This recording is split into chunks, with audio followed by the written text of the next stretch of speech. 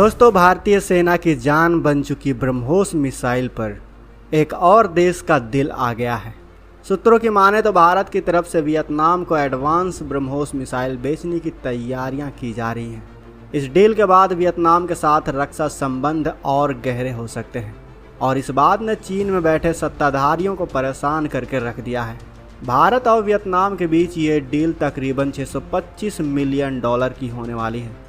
इस खबर ने पूरे के पूरे वेपन मार्केट को हैरानी में डाल दिया है।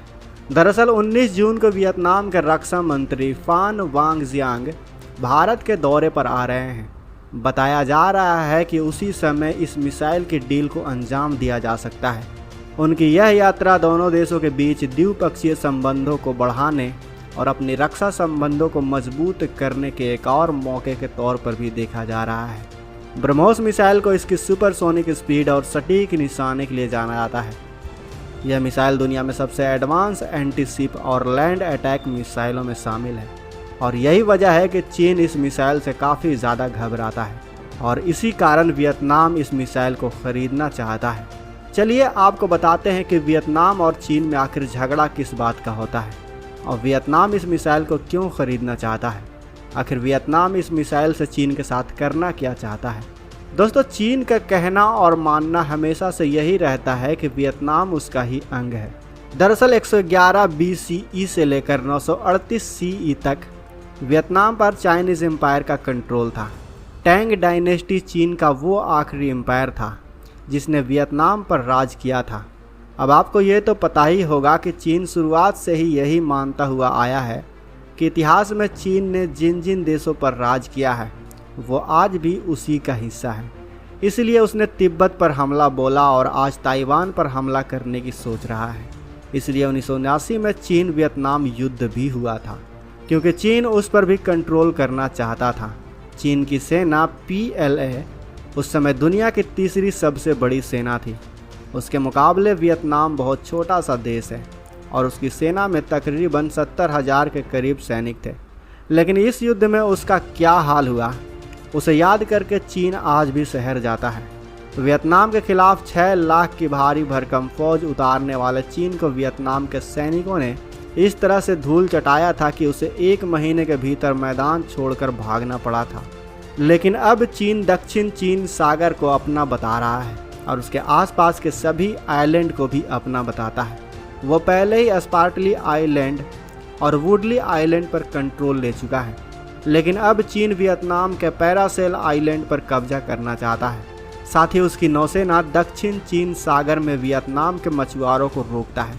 यही कारण है कि वियतनाम चीनी नौसेना के साथ युद्ध की स्थिति में ब्रह्मोस का इस्तेमाल करना चाहता है, क्योंकि ब्रह्मोस को खास तौर पर चीन की नौसेना को नेस्तनाबूद करने के लिए तैयार किया गया है।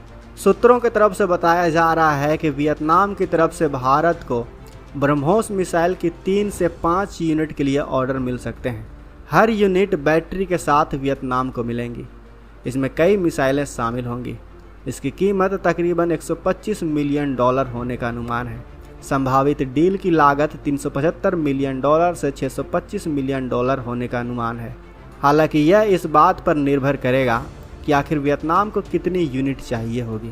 वियतनाम से पहले फिलीपींस को यह मिसाइल दी गई है।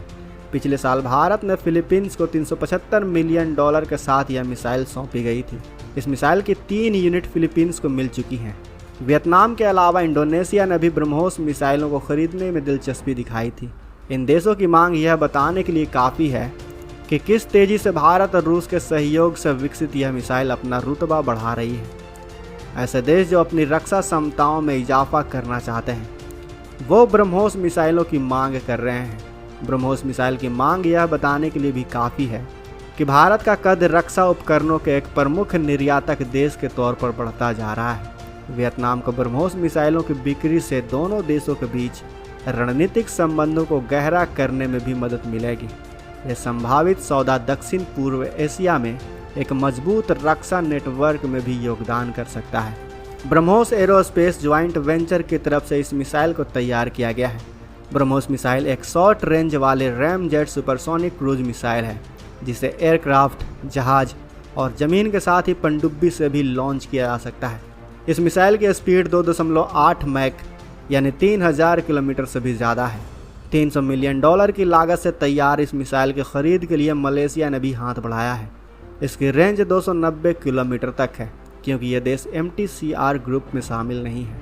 लेकिन भारत जिन ब्रह्मोस का इस्तेमाल करता है उनकी रेंज 650 किलोमीटर तक कर दिया गया है, जबकि उसकी रेंज को 800 किलोमीटर करने का भी काम चल रहा है। दूसरी बड़ी बात यह है कि चीन को अब भारत के वेपन मैन्युफैक्चरिंग से डर लगने लगा है। कहीं भारत के जो दूसरे बड़े और ताकतवर हथियार हैं उन्हें भी भारत कहीं वियतनाम, फिलीपींस और इंडोनेशिया जैसे देशों को बेचना न शुरू कर दे। वैसे दोस्तों, आपका भारत और वियतनाम के इस डील पर क्या कहना है? क्या भारत को और भी अपने हथियारों को दूसरे देशों से बेचना चाहिए? क्या लगता है आपको? हमें अपने विचार कमेंट बॉक्स में अवश्य बताएं। साथ ही वीडियो अच्छी लगी हो तो वीडियो को लाइक करें, अपने दोस्तों के साथ शेयर करें, और अगर आपने अभी तक इस चैनल को सब्सक्राइब नहीं किया है तो इस चैनल को भी सब्सक्राइब कर लें। साथ ही बगल में जो बेल आइकन का बटन है उस पर ऑल पर भी क्लिक कर लें, ताकि हमारी आने वाली वीडियो को आप मिस ना कर सकें। मिलते हैं अगले वीडियो में।